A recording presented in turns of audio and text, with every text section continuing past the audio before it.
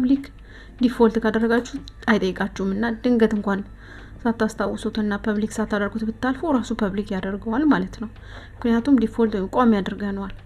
በመቀጠል ታግ ላይ ልክ ቤዚክ ወርድ ኪወርድ ላይ እንዳስገባናቸው ወሳኝ ቃላቶች ወይም ሰዎች ሰርች ሊያደርጓቸው ይችላሉ ብለን ያስገባናቸውን ቃላቶች በተመሳሳይ ታግስ ላይ አምጥተን እናስገባለን። ልዩነቱ ምንድነው?